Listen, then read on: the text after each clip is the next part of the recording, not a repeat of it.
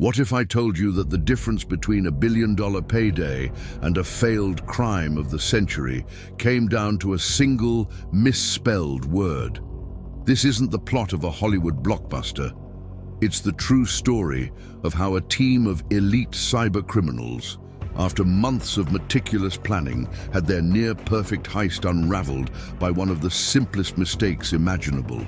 It's a tale that exposes the shocking fragility of our global financial system, where billions of dollars can vanish in an instant, and how sometimes the only thing that saves us is sheer, dumb luck. Our story begins inside the digital vaults of the Bangladesh Bank, the central bank of a nation of over 160 million people. Like nearly every major financial institution on the planet, they were connected to a system called SWIFT. You can think of SWIFT, or the Society for Worldwide Interbank Financial Telecommunication, as the private, ultra-secure internet for banks. It's the nervous system of global finance, handling trillions of dollars in transactions every single day. To breach it is to hold a key to the world's treasury. And in early 2016, a group of hackers did just that. For months, they moved like ghosts through the Bangladesh Bank's computer systems. They weren't just common thieves. They were digital spies, studying every procedure, every login, every protocol for authorizing international transfers. They were patient, professional, and waiting for the perfect moment to strike. That moment arrived on Thursday, February 4th, 2016. The hackers had chosen their timeline with chilling precision. As the workday ended in Dhaka, Bangladesh, a long weekend was just beginning. Friday and Saturday were the weekend in Bangladesh, but the timing was even more clever than that. The next day, Friday, February 5th, was the start of the Lunar New Year celebration, a massive public holiday across much of Asia, including the Philippines, where the stolen money was headed, and in the United States, where the money was being routed from. Monday, February 8th, would be the Columbus Day federal holiday. The hackers had created a perfect storm, a 5-day window where the key players in 3 different countries would be either offline or operating with skeleton crews. It was the perfect smokescreen for the biggest bank robbery in history. As the bank's employees went home, the hackers made their move. They unleashed custom malware designed to erase their tracks and, most importantly, to take control of a critical piece of hardware, the printer. In the high-security room that housed the SWIFT terminal, this printer was supposed to automatically create a hard copy of every single transaction, providing a physical record for officials to review. The hackers disabled it. With the printer silently neutralized, they began issuing their orders. One by one, they sent 35 fraudulent payment requests from the Bangladesh Bank's account at the Federal Reserve Bank of New York. The destination, a series of private accounts in the Philippines and Sri Lanka. The total amount, a staggering $951 million, nearly $1 billion, set to vanish into the ether. The next morning, Friday, bank officials in Dhaka noticed the printer wasn't working. They assumed it was a routine glitch. They tried to fix it, rebooting the system, but nothing worked. They had no idea that with every passing hour, their country's fortune was being drained. By the time they managed to manually check the system's records, it was too late. The Federal Reserve, seeing authenticated requests from a legitimate SWIFT terminal, had already processed the first 5 transfers. One transfer for $20 million was sent to a bank in Sri Lanka.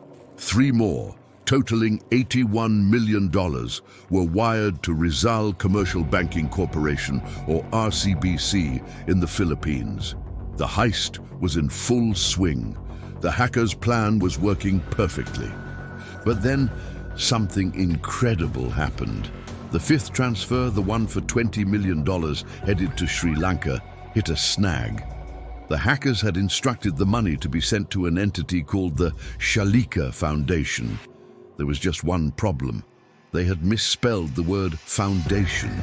They had typed Foundation, F-A-N-D-A-T-I-O-N.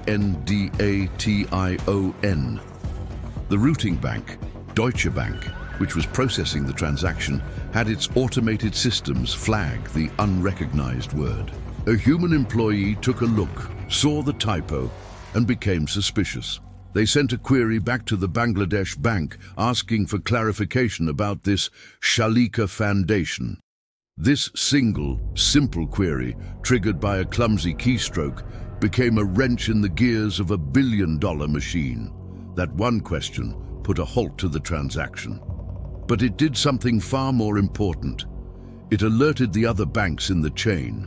When Bangladesh Bank finally managed to get the system back online and saw the flood of unauthorized transfers, they sent frantic stop payment orders to the Federal Reserve in New York. Because of the hold placed by Deutsche Bank over the Foundation typo, the Fed was able to look more closely at the subsequent 30 transactions, worth over $850 million. Seeing the stop orders from Bangladesh and the query from Germany, they froze everything. The bulk of the heist, the vast majority of the money, was saved. Not by a sophisticated cybersecurity system, not by the FBI, but by a spelling mistake. The success, however, was partial. While $850 million was saved, $81 million was already loose in the Philippines. The money was withdrawn and immediately funneled into the country's largely unregulated casino industry, a notorious black hole for money laundering. It moved through casino accounts, was converted into gambling chips, played at tables, and then converted back into cash, effectively washing it clean. To this day, only a fraction of that $81 million has ever been recovered.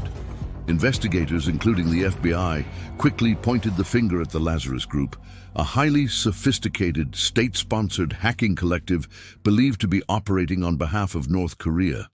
But proving it and holding them accountable is another matter entirely. So where is the success story in a crime where thieves still got away with $81 million? The success is in the $850 million that they didn't get. It's a story that proves even the most advanced criminals are still human, capable of making small, stupid errors. That single typo was a wake-up call that echoed through the halls of every central bank and government on Earth. The Bangladesh bank heist exposed critical vulnerabilities in the SWIFT system, forcing a global overhaul of security protocols and information sharing between financial institutions. It was a terrifying glimpse into a new era of state-sponsored digital warfare, but it was also a powerful, if accidental, lesson. It taught the world that in the fight to protect our digital fortunes, sometimes your best defense isn't a complex firewall, but the simple, skeptical eye of a single person who notices that something just isn't spelled right. The story of the Foundation heist is a chilling reminder of how close we are to a financial catastrophe engineered by faceless criminals on the other side of the world.